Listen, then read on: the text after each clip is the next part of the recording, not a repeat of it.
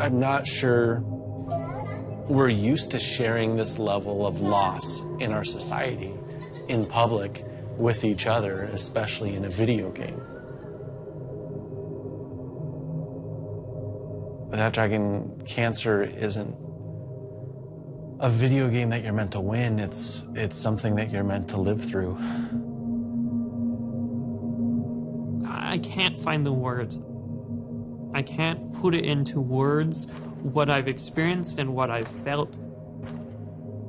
But once I created a video game, I was able to capture that feeling and put it in a format that other people can understand.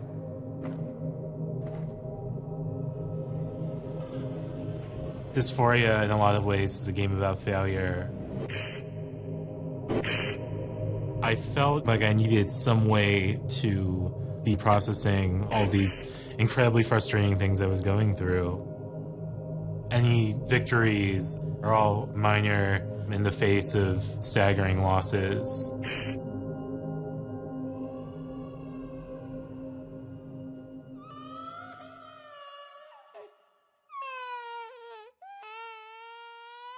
One night I spent in the hospital was probably the hardest experience of my life. Being in the hospital with him and not being able to help him. It can't make you feel better. Shh, shh, shh, shh, shh. About 10 months into his treatment, we started to explore the idea of telling his story and telling the story of what it's like to care for a child that's dying. It felt like a video game where all the mechanics were broken. I think that Dragon Cancer comes down to a question of what do you do with a lack of choice? How do you respond?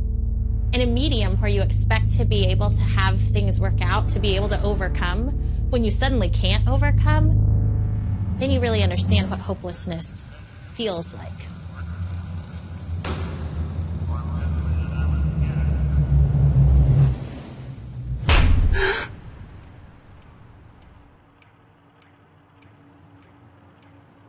There we go. Life pulls us away so quickly that the memory of the people we love fades. This game is a reason for me to talk about Joel, even after everybody stopped asking about him.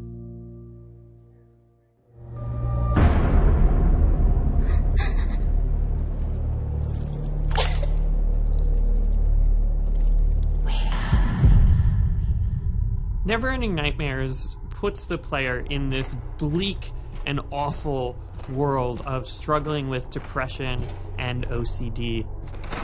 You play through a series of horrible nightmares that get worse and worse.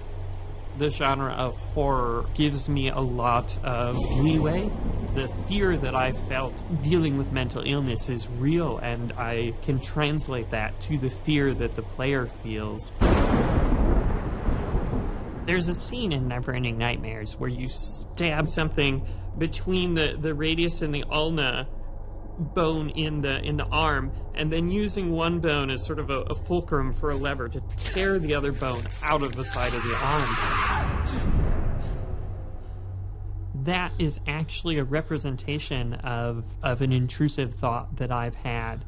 The idea of doing that to yourself is just, I mean, it's awful. It's an awful image. In my worst days, this could be something that would come up, multiple times a day, multiple times an hour. Even sometimes I would dwell on this thought and this image for minutes, and I felt like I lost control of my mind. I couldn't get rid of this thought, and it's a very hard thing to shake.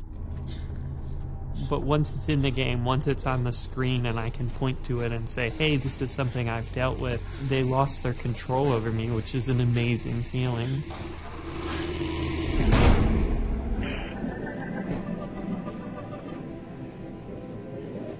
I was making the decision